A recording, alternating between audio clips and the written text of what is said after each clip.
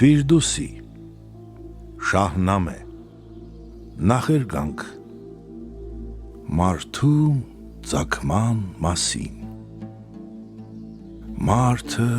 թեկուզ շղթայի մեջ եղավ վերջին մի օղակ, բայց նրա մեջ պարփակված է ամեն լավ բան երկնի տակ։ Բարձրանում է միշտ դեպի վեր, ինչպես հպարտ մի բարդի, նա օժտված է ունակությամբ, շնորհներով բազմակի։ Մարդը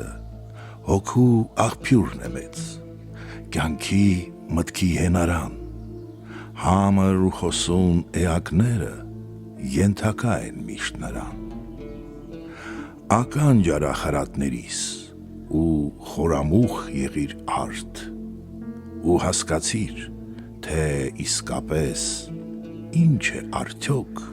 լինել մարդ։ Մարդը միթե էակ է մի այդքան չնչին ու նսեմ,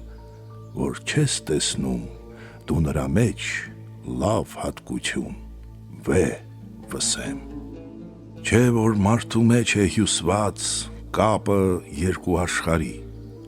թե երկնքի ու երկրի, թե ծննդի ու մահի։ Մարդը թեկուզ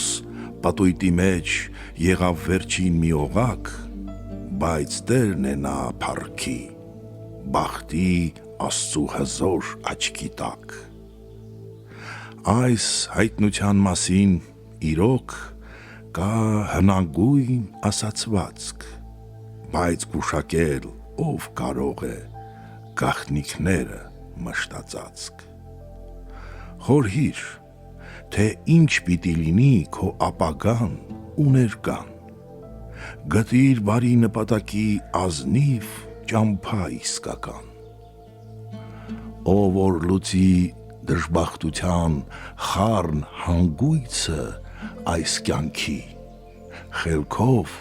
և թե գործով նրան ոչ ոք բնավ չի հաղթի։ Թե ուզում ես քեզ չողակի չարչարանքի պիրկ շղթան, թե ուզում ես բախտի թասում թույն չլցվի դառնության, թե ուզում ես անվիշտ ապրել, թե այս և թե այն կյանքում, թե ուզում ես մաքուր լինել դու Տիրոջ մոտ երկնքում։ Համաստեղի մասին պետք է դու մտածես անպայման, քանզի նա է մեզ կյանք տալիս, նա պատճառն է մեր մահվան։ Տիեզերքը չի ծերանում պտույտներից հարատև, նա չգիտի և ժամանակ, և աշխատանք ծանրաբեռ։ Անդադրում կատարում է մշտահավերժ երկնավազք, մահկանացու էակի պես ոչ նսեմ է, ոչ նվաստ։ Նա դատում է գործը մարդու և բարիքներ պարգևում, դու Տիրոջից չես թաքցնի չարն ու բարին աշխարհում։